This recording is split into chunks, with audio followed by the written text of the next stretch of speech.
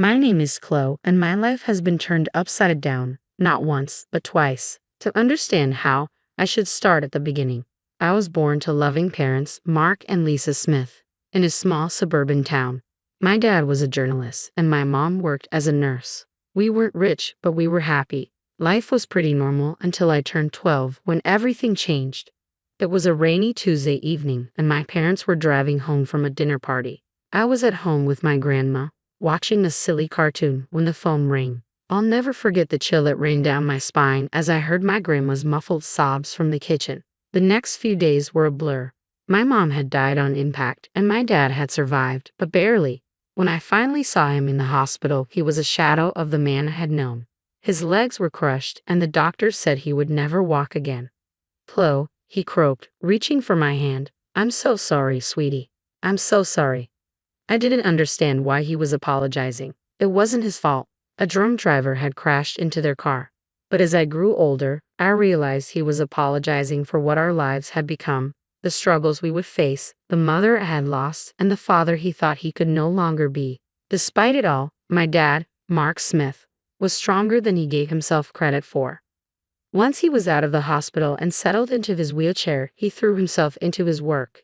He had always been a talented writer, and now he channeled all his energy into his job as an editor at the city's major newspaper.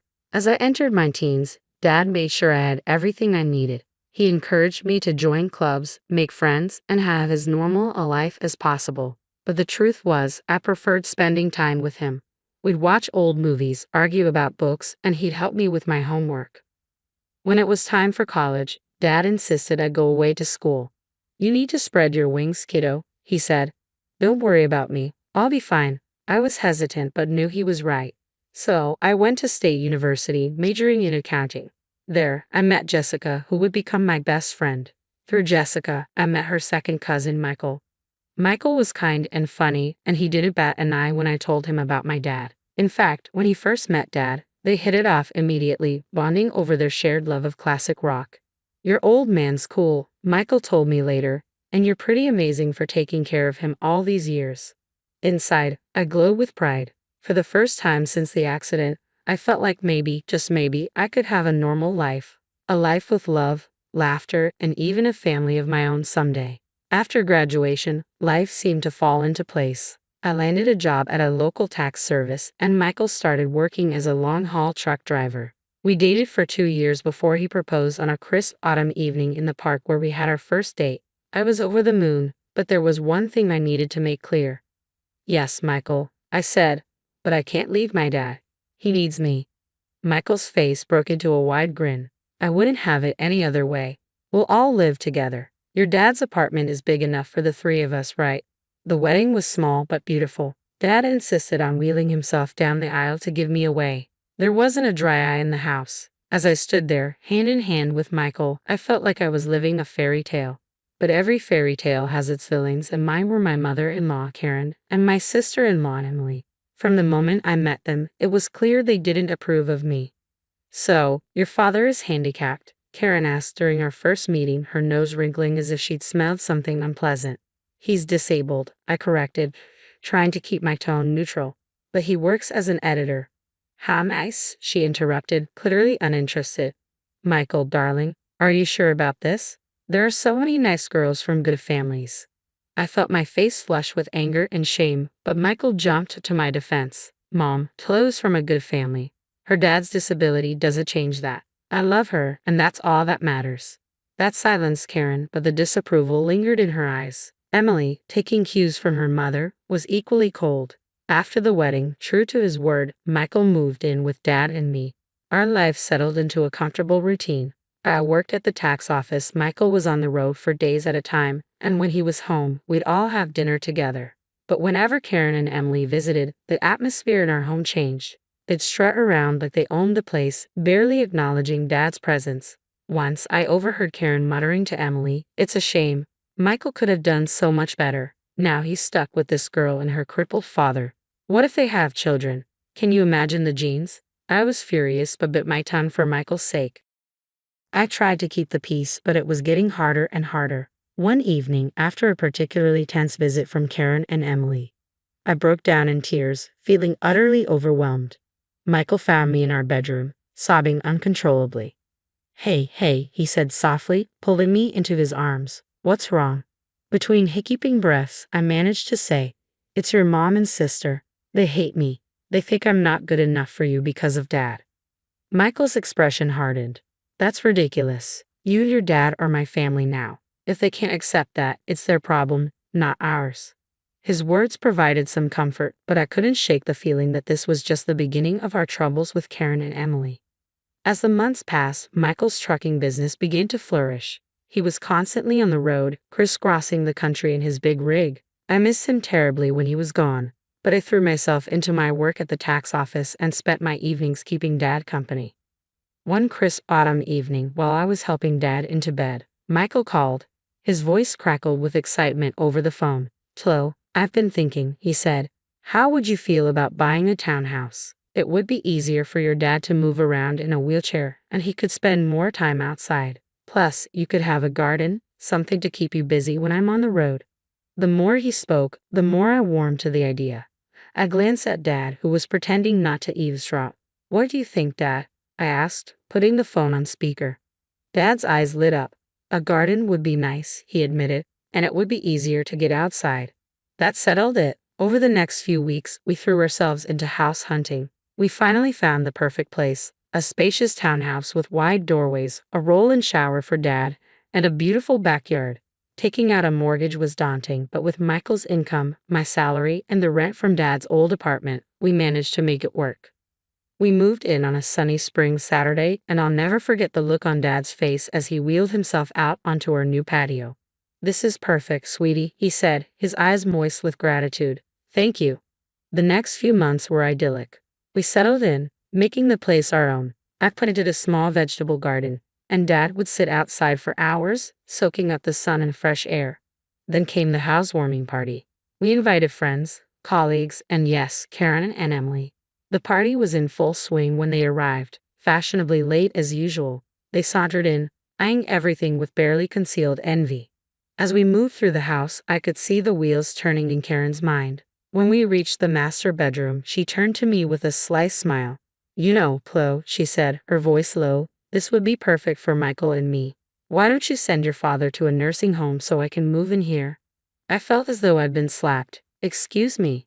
Oh, don't look so shocked, Karen continued. Your father isn't well. He's not a whole person anymore, is he? He doesn't need all this luxury. A nursing home would be more than enough for someone in his condition. Before I could respond, Karen marched out to the patio where Dad was chatting with some guests. To my horror, she grabbed the handles of his wheelchair and began pushing him towards the driveway. I shouted, running after Karen. What are you doing? If he won't go to a nursing home, he can stay outside. Karen smirked. That's what you wanted, isn't it? For him to be outdoors? I was shaking with rage and disbelief. Thankfully, Michael had heard the commotion and came running, his face red with anger at what his mother was doing. Mom, he bellowed. What the hell are you doing? Let go of Mark's chair right now. Karen looked taken aback by Michael's tone. But honey, I don't want to hear it. Michael cut her off sharply. You and Emily need to leave, now. After Karen and Emily left, Michael apologized profusely to Dad and me. I'm so sorry, he said, his voice breaking. I had no idea she would. I'm just so sorry. Dad reached out and patted Michael's hand. It's not your fault, son. Some people just can't understand. Life eventually settled into a new rhythm after the housewarming incident. Karen and Emily kept their distance, which suited me just fine. Michael threw himself into his work, taking on more long-haul routes to help cover our new mortgage. I split my time between my job at the tax office, tending to our home, and caring for Dad. 2 years passed in the blink of an eye. Our life fell into a comfortable routine. Michael was on the road more often than not, but when he was home, our little family was happy. Dad's health was stable, and he seemed content, spending his days in the garden or working on his editing from home. Then came the call that shattered my world. I was at work when my phone rang. An unfamiliar male voice greeted me. Mrs. Thompson, this is Officer Rodriguez from the Highway Patrol. My heart dropped into my stomach. Yes, I managed to reply. I'm sorry to inform you that your husband, Michael Thompson, has been in a serious accident.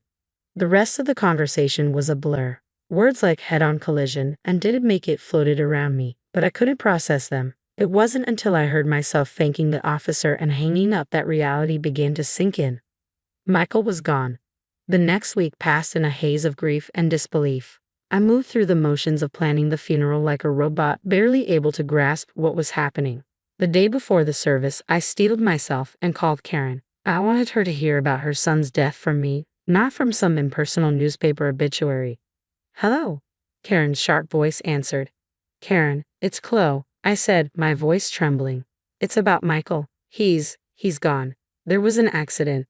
There was a long silence on the other end of the line. Then, to my shock, Karen's voice returned, dripping with venom. "This is your fault," she hissed. "You forced him to work so hard driving that truck to pay for your fancy house. You killed my son." I was stunned. "Karen, that's not—" "Save it," she interrupted coldly.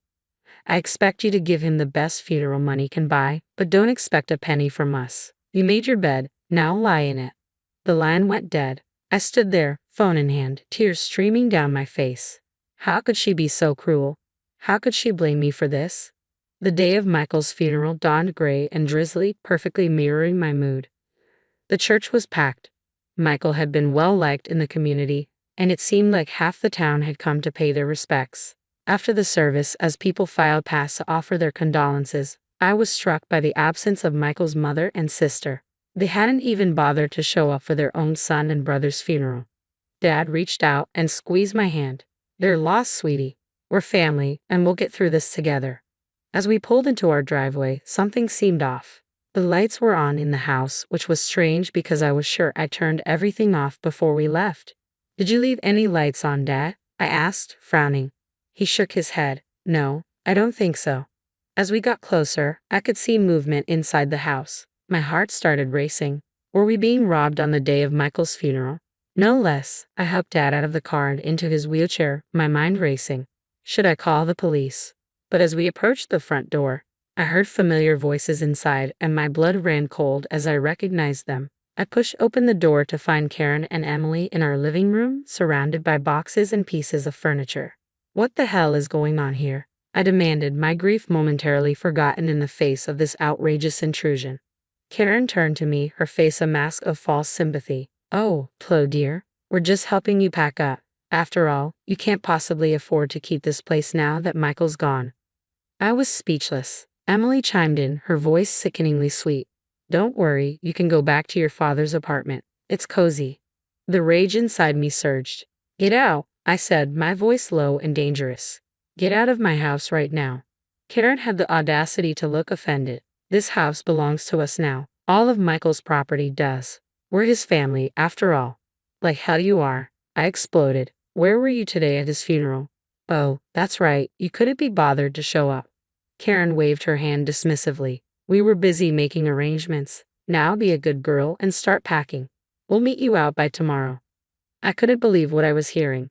These women hadn't shed a tear for Michael, hadn't even attended his funeral, and now they were trying to kick us out of our home. "I'm calling the police," I said, pulling out my phone. Karen and Emily exchanged worried glances, clearly not expecting me to fight back. "Now, Chloe," Karen began, but I cut her off. "No, you have exactly 5 minutes to get out of my house before I call the cops. This is my home. Michael and I bought it together. You have no right to be here." Maybe it was the steel in my voice or the fire in my eyes, but Karen and Emily finally seemed to realize they'd gone too far. They gathered their things and left, but not before Karen turned to me with a sneer. "This isn't over, Chloe. You'll be hearing from our lawyers." The days following Michael's funeral were a blur of grief, anxiety, and paperwork. I threw myself into sorting out Michael's affairs, driven both by a need to stay busy and by a fear that Karen and Emily might try to claim what wasn't rightfully theirs. A week after the funeral, my heart raced when I received a call from a local law firm. I braced myself, expecting it to be Karen following through on her legal threats. "Mrs. Thompson," a crisp, professional voice asked. "This is James Anderson from Anderson and Partners. I'm calling regarding your late husband's will." A glimmer of hope sparked within me. "His will? I didn't even know he had one." "Yes, ma'am," Mr. Anderson continued. "Mr. Thompson came to see us about 6 months ago. He asked that we contact you in the event of his passing." I scheduled an appointment for the next day, my mind racing with questions. Why hadn't Michael mentioned this? What did it mean? The following morning, I wheeled Dad into Mr. Anderson's office. The lawyer greeted us warmly, his kind eyes crinkling at the corners. Mrs. Thompson, Mr. Smith, thank you for coming in, he said, gesturing for us to sit near his desk. I'm very sorry for your loss. Mr. Anderson opened a file on his desk. As I mentioned on the phone, your husband came to see us to draft his will. He was very clear about his wishes. I held my breath as Mr. Anderson began to read. I, Michael Thompson, being of sound mind, do hereby bequeath all my worldly possessions to my beloved wife, Cho Thompson. I gasped, and Dad's grip on my hand tightened. Mr. Anderson continued, this includes our home, my truck, and all our savings. It is my wish that she'll use these resources to care for herself and her father, Mark Smith, whom I have come to love as my own. Tears streamed down my face. Even from beyond the grave, Michael was looking out for us. There's more, Mr. Anderson said gently. Mr. Thompson also left a letter for you. He handed me an envelope. With trembling hands, I opened it and began to read. My dearest Chloe, the letter began, if you're reading this, it means I'm gone. I'm so sorry for leaving you and Mark.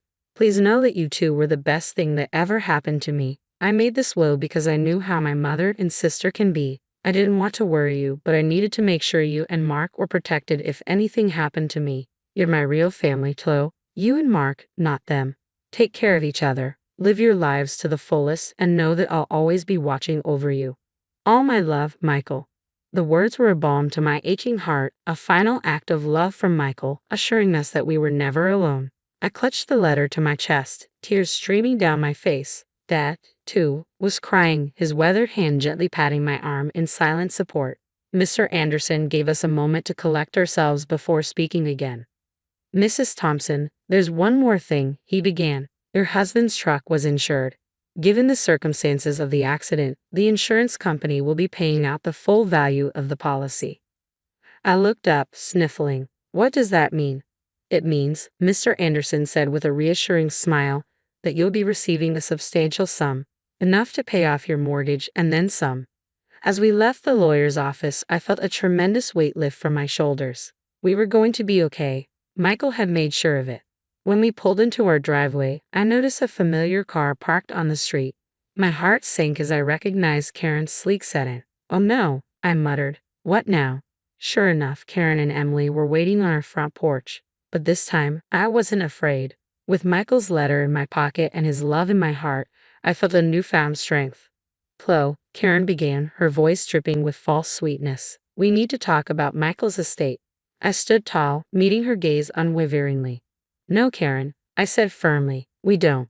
Michael left everything to me. It's all legal and official. And do you want to know why? Because we were his real family, not you. Now, please leave. You're trespassing on my property. For once, Karen was left speechless. Emily tugged at her arm, whispering urgently. With one last venomous glare, Karen and Emily got into their car and drove away. The weeks following our meeting with the lawyer were a whirlwind of activity. I immersed myself in settling Michael's affairs, finding solace in the distraction from my grief. The insurance payout arrived as promised, covering our mortgage and providing us with extra funds. One afternoon, while going through Michael's desk, I discovered a small notebook labeled Notes. I opened it to find pages filled with his messy handwriting, a journal of sorts detailing his thoughts and plans for our future. One entry read, thinking about starting a college fund for our future kids. Want to make sure they have the best start in life. My heart clenched. We had talked about having children someday but had planned to wait until we were more financially stable. Reading Michael's private hopes and dreams brought a bittersweet mixture of sadness and warmth. A fresh wave of grief washed over me as I clutched the notebook to my chest. Oh, Michael, I whispered, feeling the weight of our lost future. We had so many plans. That night, I tossed and turned, unable to escape the haunting thoughts of the journal and the future we'd never have. When I finally drifted off to sleep, I dreamed of Michael. He was smiling and extending his hand toward me. It's okay, Chloe, he said softly in my dream. Everything's going to be all right. I woke up the next morning with a sense of something changed within me, though I couldn't pinpoint exactly what it was. As I got ready for work, a wave of nausea hit me so suddenly that I barely made it to the bathroom in time. The morning sickness persisted, and while I initially attributed it to stress and grief, A small voice in the back of my mind suggested another possibility. After a week of enduring this unsettling nausea, I found myself standing in the pharmacy aisle, staring at pregnancy tests with trembling hands. I bought one and hurried home, the 3 minutes I waited for the result feeling like an eternity. When I finally looked at the tests, I saw 2 clear blue lines. I sank to the bathroom floor, overwhelmed by a whirlwind of emotions: joy, fear, grief, hope, all swirling together in a dizzying cocktail. "Chloe." Dad's voice came through the door. "Everything okay in there?" I opened the door, tears streaming down my face. Dad's expression shifted from concern to alarm. "What's wrong, sweetie?" he asked. I held up the test, my hand shaking. "I'm pregnant, Dad." I fell into his arms, sobbing. He held me close, stroking my hair as he used to when I was a little girl. "It's okay," he murmured. "It's going to be okay. You're not alone, Chloe. This baby is a gift, a piece of Michael that will live on." His words struck a chord deep within me. The baby was a part of Michael, a continuation of our love. The fear began to recede, replaced by a fierce determination. "You're right," I said, wiping my eyes. "This baby is a gift, and we're going to be okay." Dad smiled, his eyes crinkling at the corners. "That's my girl. Now let's get you something to eat. You're eating for 2 now." As we made our way to the kitchen, a sense of hope bloomed in my chest. The road ahead would be challenging, but with my father by my side and Michael's child growing inside me, I knew we could face anything. As my belly grew, I found strength I never knew I had. Dad was my rock, always there with a kind word or a helping hand. We settled into a new routine, eagerly anticipating the arrival of the newest member of our family. One sunny afternoon, while tending to the garden that Dad and I had planted together, I heard a car pull up. My heart sank as I recognized Karen Seddon. What could they possibly want now? I made my way to the front of the house, one hand instinctively cradling my swollen belly. Karen and Emily stood on our porch, looking uncomfortable and slightly desperate. "Chloe," Karen began, her voice lacking its usual edge. "We need to talk to you." I raised an eyebrow but said nothing, waiting for her to continue. Emily chimed in, her eyes darting around nervously. "We've hit some hard times. We were wondering if we could stay in your father's old apartment just until we get back on our feet." I couldn't believe what I was hearing. After everything they put us through, they had the audacity to ask for more. "I'm sorry," I said firmly but calmly. "That's not possible. I don't want to communicate with you anymore." Karen's gaze fell on my pregnant belly, her face contorting with shock and disgust. "You're pregnant," she spat. "Already, you little." I felt a surge of anger but pushed it down. I didn't want my baby to have such a grandmother and aunt. Instead, I gave a small, secretive smile that seemed to unnerve Karen even more. "My personal life is none of your concern," I said calmly. "Now, I think it's time for you to leave." Karen looked like she wanted to say more, but something in my expression must have stopped her. She turned on her heel, grabbing Emily's arm. I watched as they drove away, feeling a sense of peace wash over me. I had stood my ground, protected my family, and maintained my dignity. Michael would have been proud.